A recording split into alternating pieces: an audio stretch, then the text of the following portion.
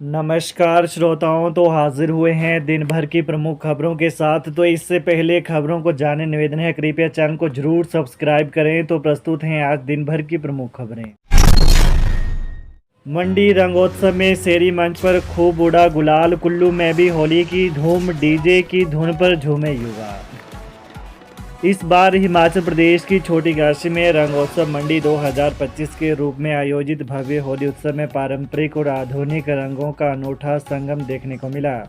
शेरी चांदनी मैदान में इस उत्सव को शिक्षाविद धर्मेंद्र राणा, युवा व्यापारी दीप कपूर और सामाजिक कार्यकर्ता मोनिका ठाकुर ने संयुक्त रूप से आयोजित किया।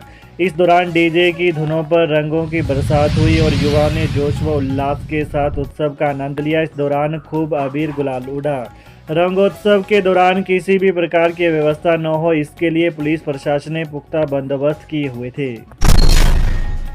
हिमाचल में होली पर बारिश, बर्फबारी के आसार, हिमखंड गिरने की चेतावनी।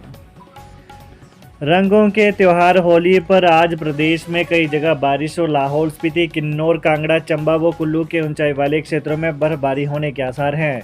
मौसम विभाग ने 15 और 16 मार्च को प्रदेश के कई क्षेत्रों में मौसम खराब बना रहने का येलो अलर्ट जारी किया है। आज पांगी सहित लाहौल, कुल्लू की चोटियों पर बर्फबारी हुई। ऊंचाई वाले क्षेत्रों में हिमखंड गिरने का खतरा बरकरार है। 17 मार्च से पूरे प्रदेश में मौसम साफ बना रहने का पूर्वानुमान है। इस दौरान धूप खिलने से अधिकतम तापमान में और बढ़ोतरी होगी। बता दें कि राजधानी शिमला सहित प्रदेश के अधिकांश क्षेत्रों में आज मौसम साफ रहा। मैदानी जिलों सहित मध्य पर्वतीय जिलों के तापमान में बढ़ोतरी दर्ज हुई। आगामी 24 घंटे के लिए कुल्लू, लाहौल स्पीति, चंबा व किन्नौर जिला में हिमखंड गिरने की चेतावनी जारी हुई है। युवक की गर्दन पर भुजाई, सुलगती हुई सिगरेट, मारपीट कर तोड़ा हाथ का अंगूठा। लग घाटी के भलियाणी गांव में दो लोगों ने एक युवक की गर्दन पर सुलगती सिगरेट बुझा दी। इस बात को लेकर हुई मारपीट में शिकायतकर्ता के बाएं हाथ का अंगूठा टूट गया।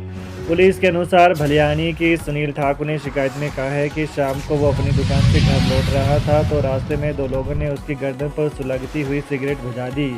इससे उसे काफ़ी जलन हुई। उसने दोनों व्यक्तियों को ऐसा करने पर धक्का दिया और वे दोनों नीचे गिर गए।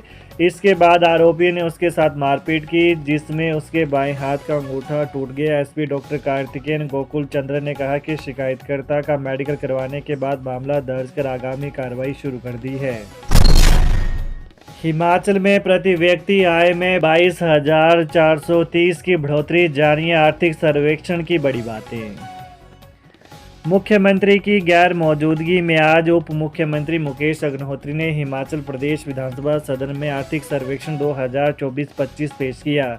यह रिपोर्ट प्रदेश सरकार के आर्थिक एवं सांख्यिकी विभाग की ओर से तैयार की गई है। अग्रिम अनुमानों के अनुसार वित्तीय वर्ष 2024-25 के लिए प्रचलित भावों पर हिमाचल प्रदेश का सकल राज्य घरेलू उत्पाद यानी जीएसडीपी 2,32,185 करोड़ होने का अनुमान है, जो वित्तीय वर्ष 2023-24 में 2,10,662 करोड़ था।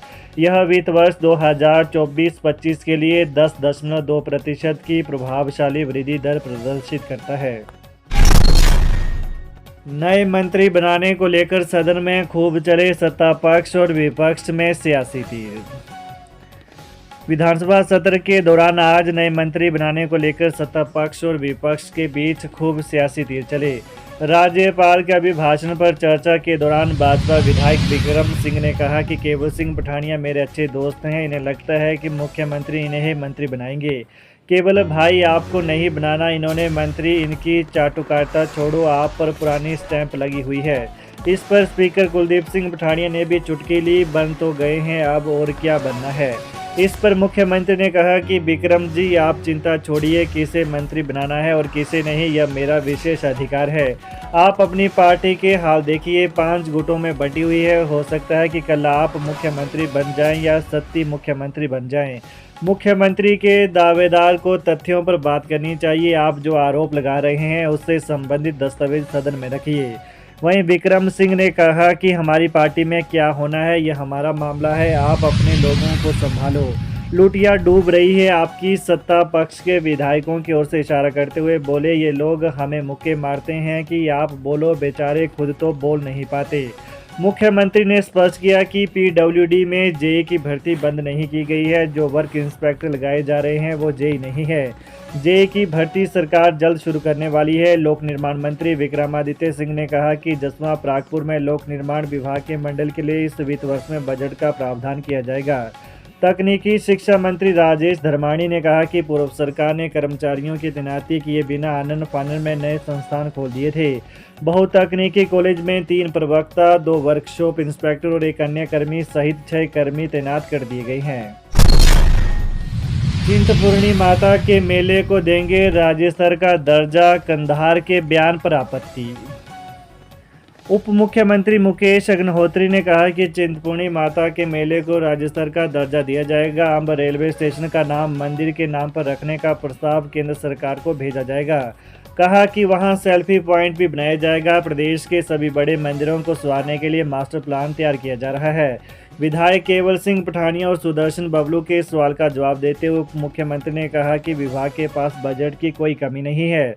देश के बड़े मंदिरों की तर्ज पर प्रदेश के मंदिरों को भी संवारा जाएगा। प्रसाद योजना के तहत मां चिंतपूर्णी मंदिर का विकास करने के लिए 56.67 करोड़ रुपए की डीपीआर केंद्र सरकार को दिसंबर में भेजी गई है। स्वदेश योजना 2 के तहत जिला कांगड़ा में पोंग बांध को पर्यटन की दृष्टि से विकसित करने के लिए डीपीआर तैयार कर भारत सरकार को भेज दिया है। जयराम ठाकुर बोले, सूचना एकत्रित करने के नाम पर सदन को गुमराह कर रही है सरकार। नेता प्रतिपक्ष जयराम ठाकुर ने मीडिया के प्रतिनिधियों से बात करते हुए कहा कि सरकार में हर जगह अराजकता है जिसका जवाब सरकार नहीं देती है। अब सदन में सूचना मांगने के बाद भी सरकार झूठ बोल रही है। सूचना एकत्रित करने के नाम पर सरकार सदन को भी गुमराह कर रही है। चुनाव के दौरान कांगड़ा सहकारी बैंक द्वारा सिर्फ देहरा विधानसभा में महिला मंडलों को जी भर भर कर पैसा दिया गया। विधानसभा सदस्य के पास अपनी सूचना दे रहे हैं तो सरकार को उस सूचना पर संज्ञान लेने के बजाय उस पर सवाल उठाया जा रहा है। जब चुनाव प्रक्रिया चल रही थी उस समय में एक बैंक द्वारा एक ही विधानसभा क्षेत्र के महिला मंडलों को कैसे पैसा दिया गया? क्या कांगड़ा बैंक ने अपने कार्य क्षेत्र में आने वाले अन्य जगहों पर भी इसी तरह की सुविधा प्रदान की है? क्या अन्य क्षेत्र के लोगों को यह सुविधा दी गई? इस मामले की गंभीरता से जांच की जानी चाहिए। यह सामान्य मामला नहीं है। इसकी जांच सरकार द्वारा निष्पक्षता से करवाई जानी चाहिए।